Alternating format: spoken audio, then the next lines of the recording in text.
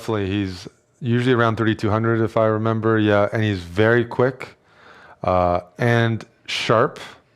So that's a bit of a style clash versus Aman. And so I think some of Aman's chances might be if Sam's going to play somewhat aggressive, pose some problems there, and if Aman has enough time or is able to calculate the position out, because Sevian is really, really fast. I mean, out of all the players I've played, even in the best bullet players, I noticed his speed was pretty significant, and he goes for sharp positions. So it's not just like, oh, I'm going to play my opening setup and play easy moves. He's playing fast and very provocative chess.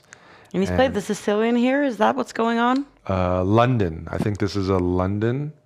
Aman's playing the London, working on a course in the London. So this is his pet opening a little bit right now. Okay. And but he is behind on the clock. We see this early queen maneuver by black, and you kind of have to pay attention.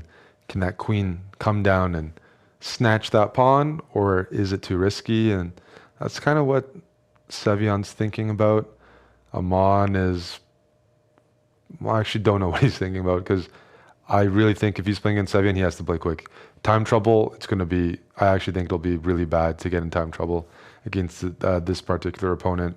So when you're in time trouble against Sevian, he waits for that, and then the position gets really chaotic, and it's a serious level of stress.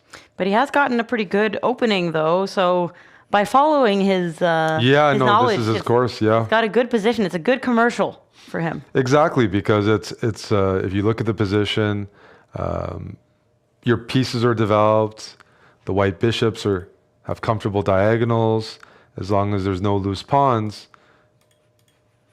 Look at white's bishops and kind of compare them to black's bishops, right? And the two bishops that black has, they're not at their maximum yet, and it's going to take some time to figure out how to deploy them. Aman's bishops, the London bishop right here, it's a nice diagonal. And even the pawn structure we see here, the rook defends the base of the pawns. It's all very, it's a very solid position, but certainly favoring Aman. Yeah. Just the clock is my main issue. And Aman, if you asked him before the tournament, he would probably admit time trouble is something he can be addicted to. Oh, no. He's almost down to half the time. And it's not a position where you need to be down half the time, because there's not a lot of tension in the position yet. But he told us earlier that he hasn't played a lot of 5-minute games. No, he's rusty in this. First two games, hopefully, were a good warm-up. This last move, jumping the knight in. Yes, black can exchange, but then white's bishop gets a nice diagonal there. And the other thing is there's a bit of a weak pawn for Sevian. It's whether Aman can gain access to it. That's this pawn right here, because the adjacent pawns have both pushed forward. The e6 pawn is a bit weak. Aman's looking to find a way to open up the file here and gain access to the weakness. Yeah. But he's talking a lot. He's talking too much, maybe. Not in a bad ways, because once you're used to streaming like we are, sometimes you almost prioritize talking and you have to reset and realize, wait, I'm in a competitive tournament. Wow. And he's down to only a minute left. But that's why the queen trade. Aman likes to trade queens, and it's easier to play quickly for him when the queens are off. He does like the endgames. Okay. So this is not as much of an advantage anymore, but it's also easier for him to catch up on the clock. Bit of a practical decision. If I'm playing in Sevian's shoes here, he's looking at some point maybe to expand on the queen side or on the king side. Some aggressive pawn push, but white doesn't really have weaknesses, so you have to be a little careful as black that you don't overplay your cards. Really, time is the main issue. Aman simply has to start moving at about a clip, 1 second a move, or even quicker than that. Yeah, and he's thinking too much. I mean, it's also normal that you kind of get into this perfectionist mindset when you're playing against one of the top players in the world, and you're like, I really want to show that my opening is good. Yep. And now he's spending so much time. He wants to bring his knight into the game so he can pre-move a bit more easily here with that knight. Look for this other idea. If you push this pawn up, and that's why Sevian played that move, because Aman was looking to lock out that bishop. Now, Rick, this move, I think he just realizes the time situation. I don't think this move does a lot. You don't need to do a lot. And maybe if he just keeps all of his pieces on white squares, then they'll... That's right. And he's looking to maybe walk his king even to the queen side and then defend things. Yeah, but then he's got to pick up his pace. Problem is he can't walk his king over here because there's a pin. Aman's got to move. He can't. No, this is just... he's going to get flagged. Sevian is, as I said, like, this guy will keep the pressure on the clock. This position's somewhat closed. Black's looking to find a pawn push somewhere. But it's up to Aman to... he has to come up with a plan of like 4 or 5 moves. A sequence. Something where he's not thinking every step of the way. Here you go.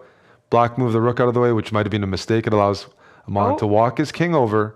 He can't allow back and forth. Nope. Sevian decides to do something else. Aman's now decided, I'm going to move my king back and forth. It's up to Black to figure out how to break through. And the problem for Black is if you push this pawn on the queen side, you weaken the a5, the last queen side pawn. Oh, and he's making a lot of quick moves. But 26 seconds, it's like, even though Aman's catching up, he won't catch up entirely. Really needs some speed here. Yeah. And I guess it's very easy for Sevian here as well to just keep... Trades off that good knight. And now Sevian saying, I'm going to flag you with rooks on the board. Not by position, just by the clock. Because Aman has to trade everything off here. And based on his body language, he already is quite concerned about that possibility. He can move. Okay, if Aman can move his rook up a little bit, block the pawn, and then there we go. There you go. Aman's going to pick up that pawn. 13 seconds. He's winning a pawn here. He's in a winning position. He's got to show off his speed. Get the rooks coordinated on the 7th or on the 6th rank. Aman's up a pawn here. 10 seconds. Wow. 10 seconds here. He can give it. He's up 2 pawns now. I'm just so concerned about the time here. Yeah. He needs to find a checkmate or a perpetual. Can Sevian find place for his king? Here we go. Oh, when he's up the 2 4 pawns. 4 seconds. 4 seconds. He's got a pre-move. 4 seconds. Can he get a draw at least? It's going to be tough. He has to trade the rooks off. Find a way to trade the rooks off. 2 seconds. Oh my gosh, he's making moves so quick. Oh. He's making Just quick moves. no time. You have to trade the rooks off. You got to gamble. No, and he knows it. What are you going to do?